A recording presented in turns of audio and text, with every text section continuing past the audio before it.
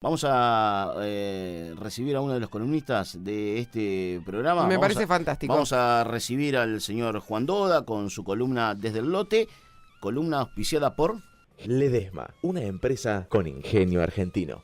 Bien, en la era de la robótica y la biotecnología, la gestión y el conocimiento agronómico son herramientas claves para ajustar los números del negocio agropecuario. Desde el Lote, historias de vida que dejan huella de productor a productor. Así lo estamos presentando a él, al señor Juan Doda, con esta columna Desde el Lote. Hola Juan, buen día, bienvenido.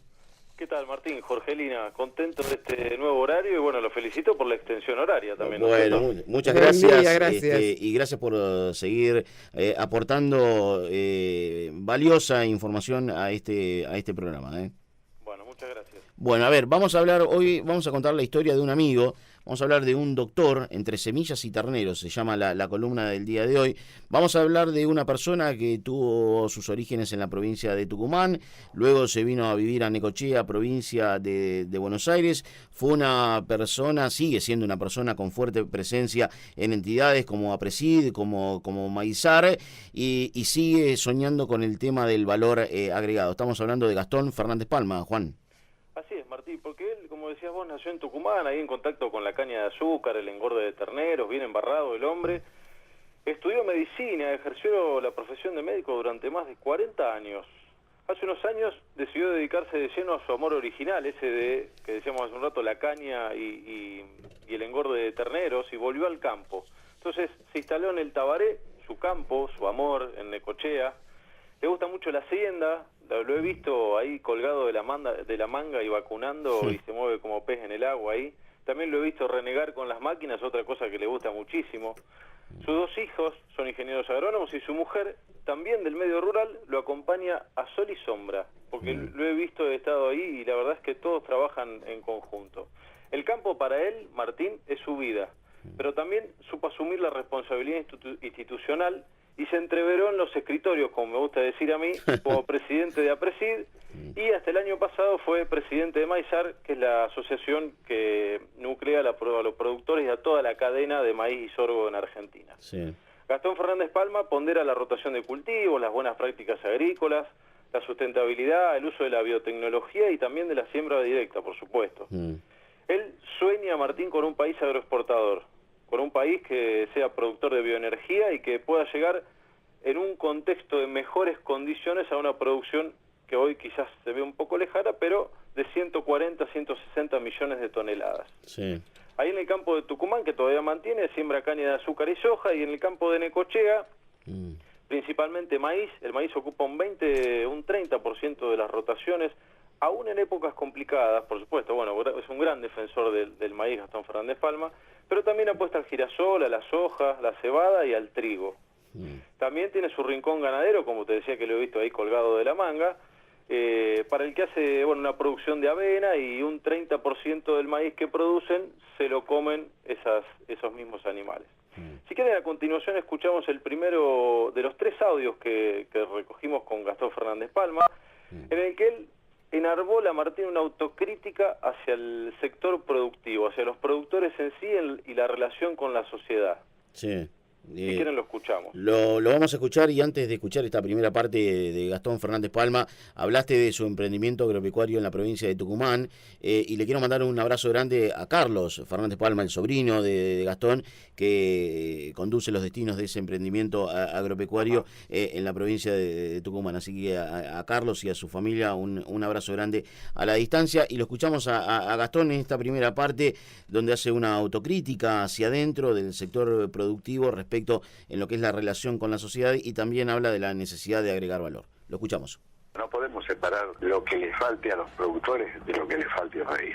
El sector agropecuario tiene que aprender que hemos sido absolutamente aislacionistas, que hemos sido insensibles, que no hemos participado de esta estructura social y no hemos sabido integrarnos al resto de la sociedad. Por eso la sociedad hoy nos da la espalda, cosa que pasa distinto a que en Estados Unidos, que lo que pasa en Canadá, en Nueva Zelanda, que son países que pueden configurar el mismo tipo de estructura que la nuestra. Cuando nosotros los productores entendamos que no somos el ombligo del mundo, sino que somos un engranaje más, vamos a comenzar a crecer. Y en ese momento nos daremos cuenta que lo que nos está faltando es agregar valor. sabiendo perfectamente bien que no podemos seguir exportando simplemente commodities. Eso ya pasó. Estamos en condiciones de agregar valor y eso se puede hacer a todo lo largo y ancho del país. Nuestro propio mercado interno necesita que dejemos de gastar dólares en energía en el exterior y que la produzcamos nosotros mismos. Ahí estaba Gastón Fernández Palma haciendo una autocrítica en lo que es la relación del sector agropecuario y el público urbano. Sí, Martín, interesante pensando en la columna que después en alguna parte del programa, como lo presentaste, va a tener Víctor Piñeiro, porque la comunicación y cómo el sector productivo, esto lo hemos hablado bastante a lo largo de estas columnas, cómo se ve el sector, cómo se reconoce y cómo se trata de transmitir hacia afuera. En la voz de Gastón Fernández Palma, la voz recontra autorizada para hablar del tema, me parece que es muy interesante e importante. Gastón decía que, bueno, un poco para producir biocombustibles, la posibilidad de producir biocombustibles permitiría importar menos energía y por lo tanto reducir esa fuga de dólares que hoy padece Argentina producto de esta importación. Pero además de la ventaja económica esta que mencionaba recién, también se estaría agregando valor en origen y también se aumentarían los puestos de trabajo, como que el combo sería ideal, por así decirlo. Ahora bien, lo que me decía Gastón es que para agregar valor y para pensar en producir biocombustibles, sea bioetanol o biogás o biodiesel, lo que sea, las inversiones son bastante costosas. Entonces hay que pensar en asociarse desde los productores. Sí. Y para eso, me decía él, Argentina, a modo de chanza, me lo decía, le falta rendir todavía algunas materias para avanzar en este aspecto. Pero me gustaría meter en el otro amor, o sea, él tiene el amor por la medicina, Gastón Fernández Palma, el amor por su campo en Necochea, y otra de las cosas que ha ocupado una parte importante del tiempo que Gastón le ha dedicado al sector ha sido la biotecnología. La biotecnología, Martín, es usar o manipular organismos o partes de esos organismos para producir bienes específicos que sean de valor para los seres humanos. Así es. Esa sería como una definición bastante llana del tema. Brillante definición. Es una de las áreas, Martín, de la ciencia en la que más fichas se están apostando a futuro para mejorar la vida de las personas. Y después vamos a ver por qué. Y voy a dar algunos ejemplos. Uno de los primeros procesos biotecnológicos, Martín, vos sabés que fue la producción de cerveza y la de vino y de otras bebidas alcohólicas. Fue cuando, qué sé yo, algunas civilizaciones antiguas, no sé exactamente el año, descubrieron que los azúcares podían sufrir algunas transformaciones espontáneas y generar alcohol. Pero la biotecnología tradicional, ahora vamos a hacer una digresión, la biotecnología tradicional es la que, como decíamos, usa microorganismos como bacterias, levadura o algún moho para producir alimentos como el pan, el yogur, el queso, bueno, como decíamos, el vino, la cerveza. Pero en la década del 70, Martín y Jorgelina, a partir de la ingeniería genética se empezó a hablar de lo que es la biotecnología industrial. ¿Qué es esto? Esto es aislar un gen de un individuo con alguna característica de interés en particular e introducirlo en otro ser vivo. Sí. Tiene infinidad de aplicaciones. Yo voy a decir dos. Una de la medicina y otra en agricultura. En medicina se habla ya, qué sé yo, de marcar genéticamente algunas células tumorales de un cáncer para que el organismo las reconozca como extrañas y bueno, así poder luchar contra ellas. Sí. También en esa misma línea se puede, estuve leyendo, tratar algunas cosas como hemofilia, diabetes o hasta incluso el HIV. Todo esto está en estudio, por supuesto. Y en agricultura se ha podido dotar a algunos cultivos de resistencia a herbicidas. Bueno, por supuesto, la resistencia a Roundup o glifosato es la más conocida, pero también ya por estos tiempos se habla de resistencia a DICAM, a 2,4-D, también resistencia a insectos, pero también a sequías y heladas.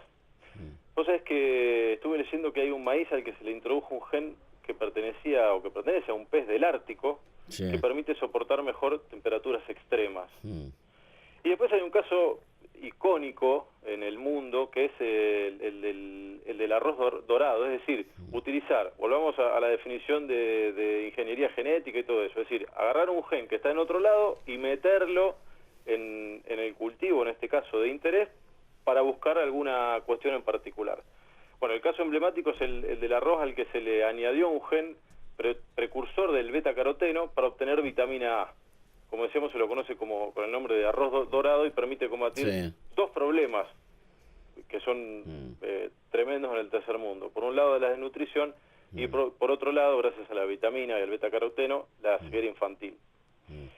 Dicho todo esto, Martín y Jorgelina, los invito a escuchar el segundo audio en el que Gastón Fernández Palma habla de la importancia de la biotecnología para el desarrollo futuro en distintas áreas y opina sobre el reconocimiento de la propiedad intelectual. Lo escuchamos.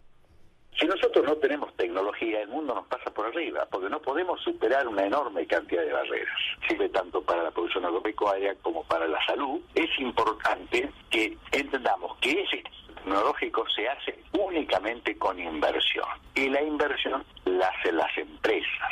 No hay forma de progresar si no se pagan las investigaciones. No te olvides que acá entran a jugar factores empresarios, factores políticos fundamentalmente, porque está la alta carga de los ambientalistas, pero cuando estamos viendo las realidades de un mundo que cada vez aumenta su población, que requiere combustibles renovables, energías renovables y alimentación, no hay ninguna duda que en todos los países del mundo que yo he recorrido, el reconocimiento de la propiedad intelectual es una asignatura que la gente ya la da por aceptada de entrada, nadie la discute. Y creo que en Argentina hemos estado durmiendo una siesta demasiado prolongada. Es necesario que despertemos a la realidad y sepamos que para llegar a los 140 millones de toneladas, si no tenemos altísimo nivel de tecnología, que podamos hacer eso de una forma sostenible, vamos a un fracaso. Bien, y para terminar este informe contando la historia de Gastón Fernández Palma, bueno, él también opina sobre el conflicto por el pago de las tecnologías y sobre cómo él cree debería ser ese sistema. Así es, Martín, lo escuchamos, si quieren. Yo creo que el caso puntual al que llegó Monsanto, específicamente en este caso para este mecanismo, fue porque no le pagaba. Es así de simple. Y Monsanto puso la cara. Las otras empresas no han salido o no son tan golpeadas por Monsanto, pero también tienen el mismo problema. Cuando yo me pongo a pensar que solamente entre el 15 y el 20% de los productores pagamos las regalías que sembramos, bueno, a la vista está que evidentemente el sistema no funcionaba. Yo creo que se puede pagar en la bolsa todo el derecho, pero también le cabe a la empresa el derecho, y si el resto de los jugadores que participan en la cadena están de acuerdo, en inspeccionar la producción. En la bolsa vas a pagar el evento, vas a pagar el gen y vas a pagar la semilla, pero tiene que haber inspectores. Entonces, la solución tiene que ser una solución consensuada entre los intereses de los productores, los intereses de los empresarios y una fuerte participación del Estado. Sin tecnología no hay producción. Sin pago de la tecnología no va a haber producción tampoco. Lo que no se puede seguir es esta tierra de nadie. Eso dado por hecho.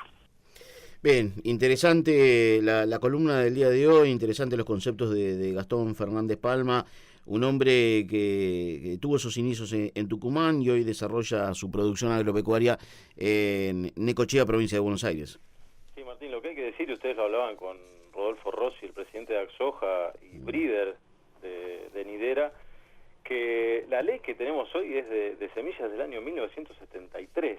O sea, es imposible que con algo que ha evolucionado tanto como la producción de semillas, la biotecnología y todo lo que veníamos hablando, esté regulado por algo que fue en el año 1973. Claro. Es imposible, por eso sería muy importante, como decía Rodolfo hace un rato, que esto se pueda discutir, que se pueda ayornar a los tiempos que corren y que pueda realmente evolucionar para que, como decía Gastón Fernández Palma, con la participación de todos llegar a un acuerdo que pueda satisfacer a todas las partes, aunque sea un poco, no del todo a una o no del todo a otra, ¿no es cierto? Juan, muchísimas gracias, abrazo grande y nos reencontramos el miércoles próximo. Jorgelina, Martín, muchísimas gracias, que tengan buen programa y buena semana. Gracias Juan. Igualmente, abrazo grande. Igual. Juan da su columna desde el lote, auspiciada por Ledesma, una empresa con ingenio argentino.